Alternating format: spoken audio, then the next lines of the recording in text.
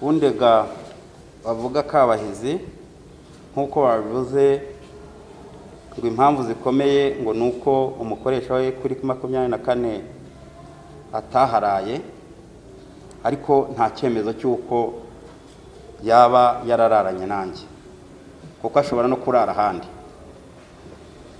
Ikindi nk'uko nyakubahwa Presidente Shinjacyaha bivuze, ngiye nemera ko twabonanye ku itariki 2 z'ukwezi kwa mbere, ntabwo mbihakana.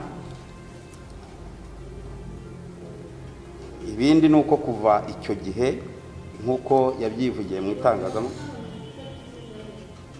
ku itariki 2 z'ukwezi kwa mbere 2020, kuva icyo gihe rero sinigeze mbihakana ko natangiye kumufasha guhera icyo gihe kugeza na n'ubu. N'ubu ngubu ninjye wafashaga abana, nawe inzu yabagamo n'injye yishyura, ninjye ubagaburira.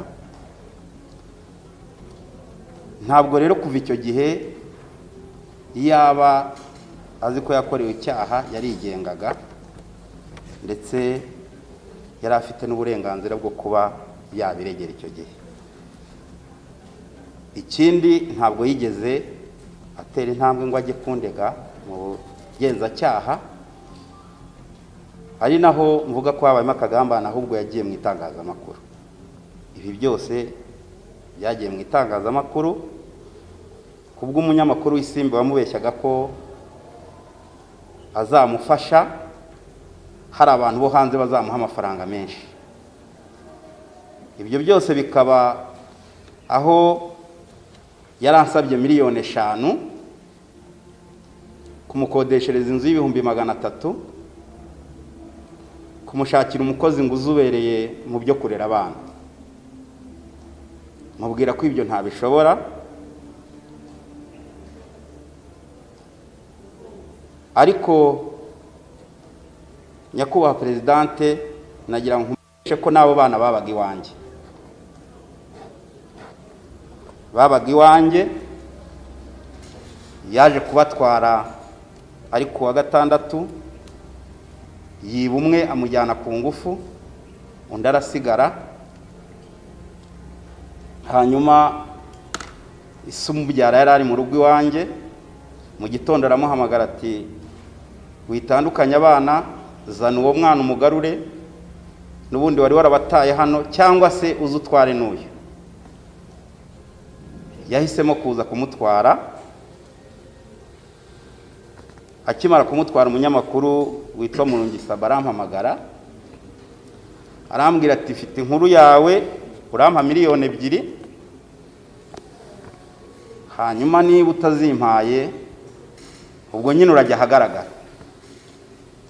Nkubitiye rero ku by'umukobwa yari yambwiye ko ngomba kumuha miliyoni 5, nkamukodeshereza inzu y'300,000, nkamushakira umukozi ngo uzubereye mu byo kurera abana, mubwira ko ntabishobora.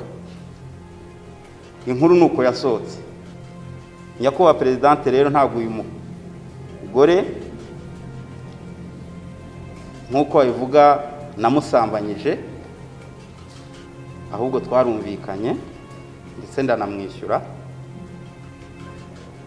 Hanyuma sinigeze nanga no kwirengera ko ibyo nakoze byavamo abo bana, kuko ibi byose nagendeye ko yambwiye ati ngiye gukuramo inda. Ndamubwira nti wikuramo inda, njyewe nzagufasha. Nyakubahwa Presidente, muraza kureba neza mu bimenyetso bavuze, ari iby'amafishi, hari n'amazina, hari abo bavuga Kabahizi Firidausi,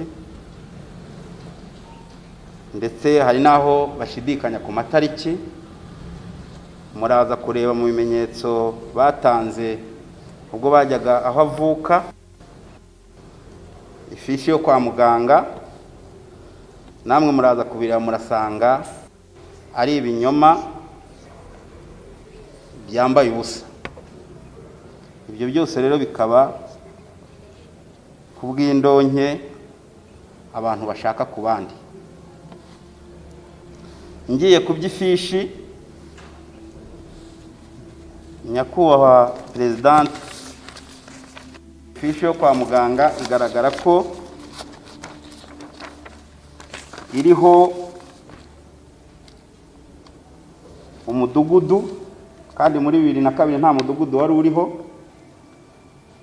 Hariho akarere, kandi muri 2002 ntabwo byari byakitwa akarere, byitwaga amakomine. Hakabaho icyiciro cy'ubudehe, muri 2002 nta budehe bwari buriho. Hakabaho intara y'amajyepfo, kandi icyo gihe ntabwo hitwaga mu majyepfo, hitwaga muri perefegitura ya Gikongoro. Ibyo byose bikagaragazwa na verisiyo y'iyi fishi bavuga yo kwa muganga, ni verisiyo ya 2020. Hakibazwa rero niba uyu ndega Kabahizi yarakingiwe muri 2020 kandi yaravutse muri 2002 nk'uko babivuga. Ikindi, hari registre hano bavuga,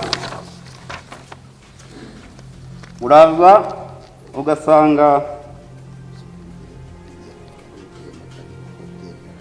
ibiyikubiyemo nabyo ntabwo bisobanutse, ntabwo mbyemera. Hari ibaruwa y'umurenge yandikiye umuyobozi w'umurenge bamusaba gutanga ibisobanuro ku makuru ya Kabahizi, agaragariza ko igihe yavukiye kitazwi n'ababyeyi be batakizi, ariko ngo icyo bibuka ari muri 2002, ndetse bagasobanura ko yavukiye mu rugo, kandi ngo bahise bamwandikisha, nkumva rero batari kumwandikisha mu rugo. Bakavuga ko ibitabo byatakaye, ibitabo bigaragara mu murenge ari ibyo muri 2006. Kuva ikindi gihe nta gihe ibyo bitabo bigaragara. Nyakubahwa Presidente, ibyo byose ni ibimenyetso bigaragara ko harimo ibinyoma byinshi. Ntabwo nzi aho bikura, kuko nanjye icyo gihe ntabwo nari nzi ko ari umwana, kuko ntabwo nigeze musaba ibimuranga. Namusanze ku muhanda ari kumwe n'abandi bateze, muhitamo nyine, kuko nabonaga ari we nishimiye.